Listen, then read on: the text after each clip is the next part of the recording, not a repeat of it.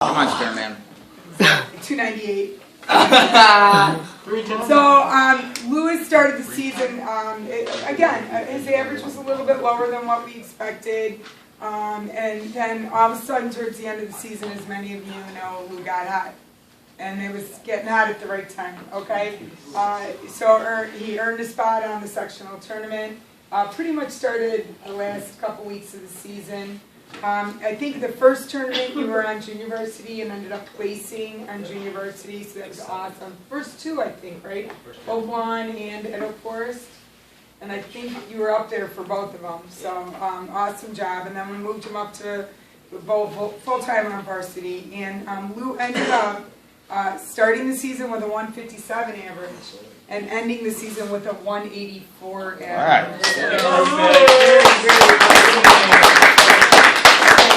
I hope Lou steps it up for next year, becomes a leader on the team. He ended up being our leadoff bowler. And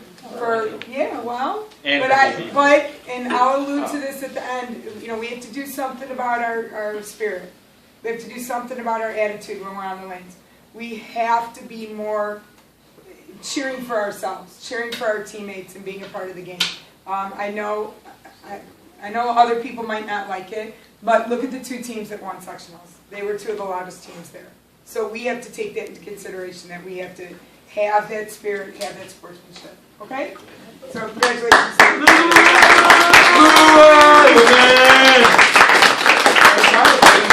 Alright, the next bowler I'm going to bring up is actually our most improved bowler, and that would be Eric Quinlan. Come on, Eric. Yeah. Alright, Steve, time for your spotlight. Come on up here. Okay. Alright, so I got a bunch of things to talk about Steve about. Okay, first of all, at the beginning of the season, I wanted to make sure that Steven knew what his role was on this team, and to make sure that he understood that bowling with the Frost Stop team was in no way, shape, or form a punishment. Not at all. It's just we needed the bowlers down on the Frost Stop level, and that as long as we need the bowlers down on the Frost Stop, he was going to have to stay down there. And obviously, when he got to the conference tournament, what did he do? He won. He got first place by 2 pins. Yeah, he won. He walked away with it, right? And honestly, if he would have been on varsity, he would have placed up in the top 5, I believe, right? Yeah. So, you know, we knew that Steven was supposed to be on varsity on year long. We knew it. We just couldn't do it, okay? But that Steve didn't slack at all. In fact, I think he wanted to prove even more. Every single time he went out there, he wasn't happy with anything less than his best. And even if his best that day was 189, he wasn't happy with that. Okay, he was always looking to bowl better. Okay, and then by the end of the season, what were we saying to each other? Clean, right? It wasn't so much about getting the 200 score, it's could you go clean?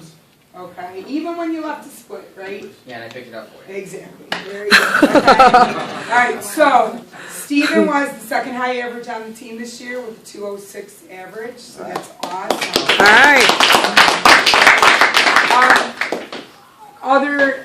I mean, if you look at Steven's sheet, you see very few games under 200 on this sheet. Every time Steven went out there, like I said, he tried to bowl his absolute best every time he went out there, okay? So I can't even ask any more from that. I know Steve's already working in the off-season. So Steve ended with a 206, and what are you doing on Sundays, Steve? Practicing, okay, right? You having a coach help you out? Yeah. So, I mean, Steve's not resting on his laurels. He's going to sit there and try to not just keep his game where it is, to try to improve his game event. So even though Steve bowled on the Frost Soft, for the regular season, Steve earned his varsity letter this year by bowling all the varsity tournaments, bowling every game in the varsity tournaments, and stepping up when we needed him to. So, in my eyes, Steve was a varsity bowler this year. So, Steve, you earned his varsity letter. Okay? Way to go, Steven! All right, so, every year, at the the conference tournament, the SSC tournament, the coaches are asked to vote for 2 awards. We are asked to vote for the Coach of the Year in our conference, which some of you know, by some freak of nature, I got that award a couple of years ago. I'm not quite sure what happened. But the other thing that we vote for is the Sportsmanship Award. What team deserves the Sportsmanship Award? So I don't know if you guys remember the coach from TF South. Yeah. Okay, he won the Coach of the Year award, and I think it was a well-deserved award. They did go down to the state tournament, TF South. And he was voted Coach of the Year before they even made it to the state tournament. But what many of you might not know is that Richards was voted Sportsmanship Award for the year. And I highly attribute it to this young man right here. And the reason why I highly attribute to that is that every time he walked into a match, Steve went right up to the coach. Hey coach, let's have a good match today. Or, you know, how's things going? You know, how's the season going? He went up to every coach. He, after every ball, put his hand out for his teammates, put his hand out for the other teammates. Okay? And I couldn't ask for somebody to be a better sportsman out on our lanes.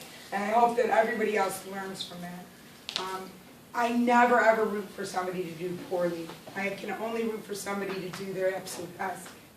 And we talk about this on the bowling team. There's no defense in bowling, there's only offense. You can only control what you do, control your own actions, and control how you handle yourself. And I think Steve handled himself with the utmost grace, the most sportsmanship of any kid, not just on our team, but in the entire conference. So I have awarded you the Sportsmanship Award. All right.